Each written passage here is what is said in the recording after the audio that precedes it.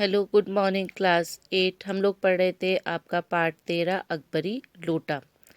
कल हमने इसके चौथे भाग में यहाँ तक पढ़ लिया था बच्चों के लाला झाऊलाल छत में पानी पी रहे थे लोटे में, और लोटा जो है वो हाथ से छूट जाता है और जा के गली में गिरता है।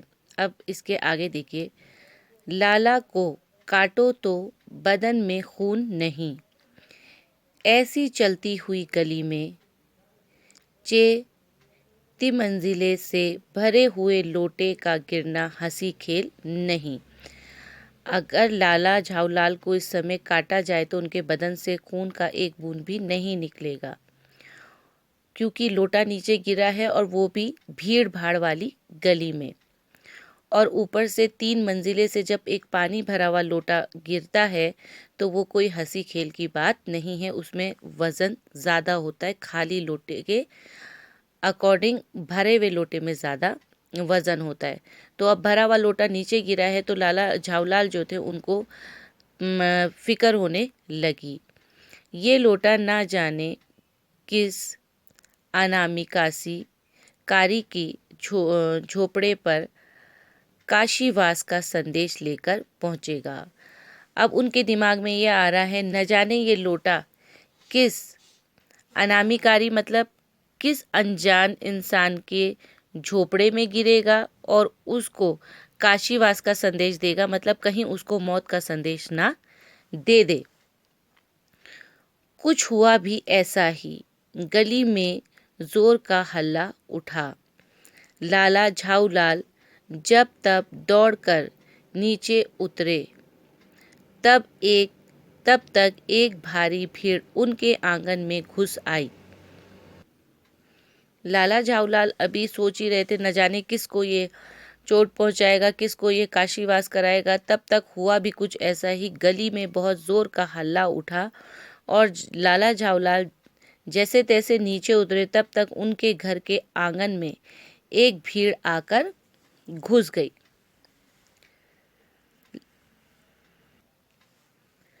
लाला झाऊलाल ने देखा कि इस भीड़ में प्रधान पात्र एक अंग्रेज है जो नक्शिक से भीगा हुआ है और जो अपने एक पैर को हाथ से सहलाता हुआ दूसरे पैर पर नाच रहा है।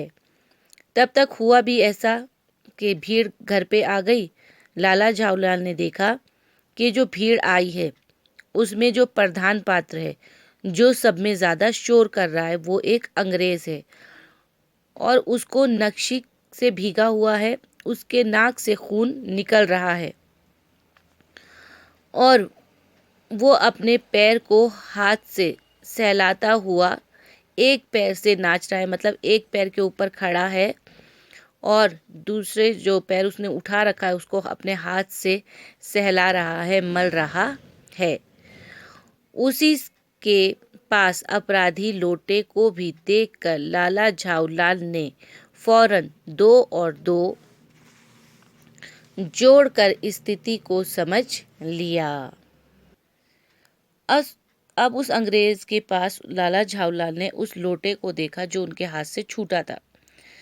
लाला झाऊलाल को समझने में देर नहीं लगी कि इस व्यक्ति के साथ क्या हुआ है। गिरने के पूर्व लोटा एक दुकान के साइबान से टकराया। वहां टकराकर उस दुकान पर खड़े उस अंग्रेज को उसने सांगोपान स्नान कराया और फिर उसी के बूट पर आ गिरा। अब हुआ क्या था कि जब लाला झाऊलाल के हाथ से लोटा छूटा था तो वो पहले दुकान की एक छत से टकराया और उसके बाद उस दुकान के अंदर जो अंग्रेज खड़ा हुआ था उसको उसने पूरा पानी से भिगा दिया और जाके उसके पैर पे गिर गया था। उस अंग्रेज को जब मालूम हुआ कि लाला झाऊलाल ही उस लोटे के मालिक हैं, तब उसने केवल एक काम किया, अपने मुंह को खोलकर खुला छोड़ दिया। अब जब अंग्रेज को पता चला कि इस लोटे के मालिक लाला झाऊलाल हैं, तो अंग्रेज ने अपना मुंह खोला और वापस बंद नहीं किया। लाला झाऊलाल को आज ही ये मालूम हुआ कि अंग्रेजी भाषा में गालियों का ऐसा प्रकांड कोश है।